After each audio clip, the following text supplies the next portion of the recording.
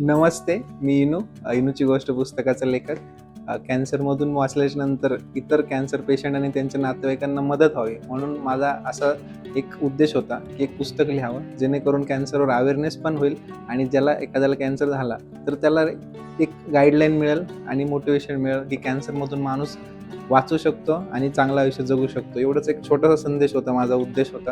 त्यानिमित्ताने मी पुस्तक लिहिलं आणि हे पुस्तक प्रकाशित आमचे शरद तांदळे सर, त्यानंतर अमृता तांदळे मॅम यांनी प्रकाशित केलं.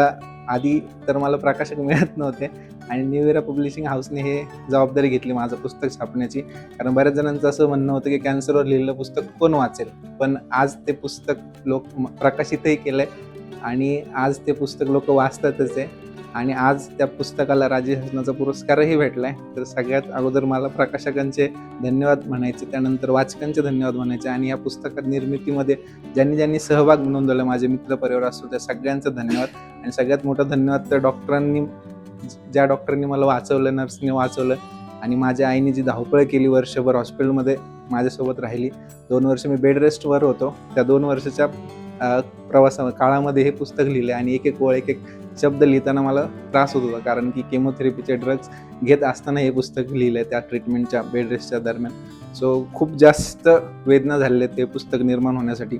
मी गमतीने म्हणत असतो या पुस्तकाची किंमत 15 लाख रुपये, कारण 15 लाख रुपये खर्च केल्याच्या नंतर आयुष्याचे 4 वर्ष माझे करिअरच्या मधले, ज्यावेळेस मला फक्त जॉईनिंग करायची बाकी राहिलेली होती एका सरकारी क्लासची नोकरीची, अशा काळात कॅन्सर झालेला आहे. तर एवढं सगळं होऊन मी त्यातून बाहेर पडून पुस्तक लिहून आज सगळ्यांसाठी एक मोटिवेशन बनलं आणि राज्य शासनाने त्याची दखल घेतली. इतक्या कमी वयात राज्य शासन पुरस्कार मला दिलेला आहे, त्याबद्दल त्यांचंही धन्यवाद. आणि अजूनही छान छान पुस्तक मी लिहित राहील.